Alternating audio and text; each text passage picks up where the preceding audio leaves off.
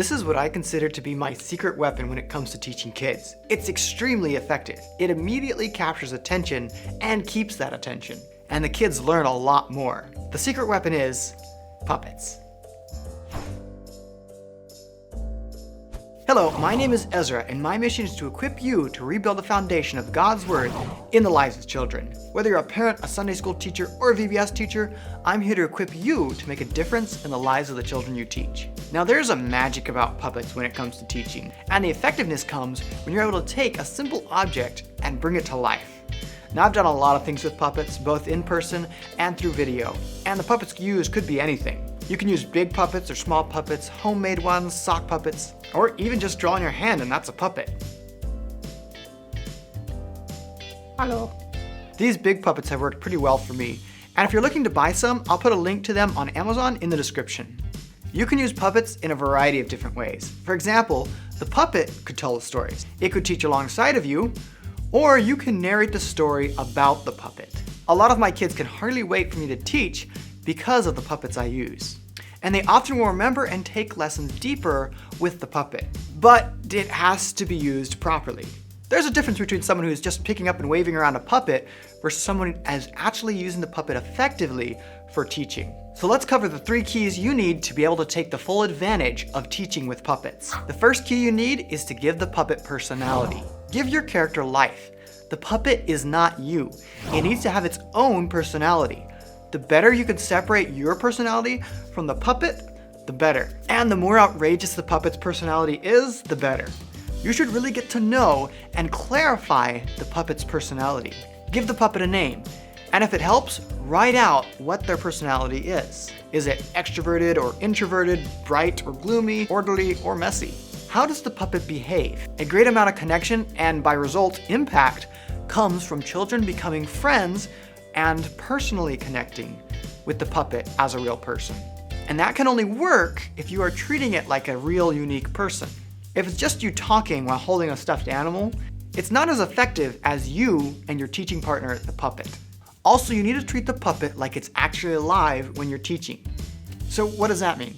Well, don't use it like an object to gesture with, or just like a glove. Make smaller, lifelike movements versus large movements that no one can tell what's going on. So give the puppet its own personality and treat it as your teaching assistant. So the first is personality. The second key is the mouth. Some people say, I'm not a ventriloquist, so I can't teach with puppets. But neither am I. You don't have to talk without moving your mouth. In fact, if you try to not move your mouth when talking for the puppet, you'll probably just make things worse. So not moving your mouth isn't important. But the puppet's mouth is important. Just like the puppet needs its own personality separate from yours, the puppet also needs a voice that's different from yours. When your voice is different from the puppet's voice, the kids can tell when it's you talking or when it's the puppet talking, and their imagination will cover up the fact that your mouth is moving. So change your voice. The bigger the difference you can comfortably change your voice, the better. Next is to sync up your voice with the puppet's mouth. When moving the mouth, you want to drop your thumb down rather than flipping your hand up. This is more lifelike and is very important for the third key, which we're going to talk about. This takes practice. You want to open the mouth for each syllable. A good way is practice counting to 10. 1, 2, 3, 4, 5, 6, 7, 8, 9, 10. You'll notice that 7 had 2 syllables, so we had to open the mouth twice.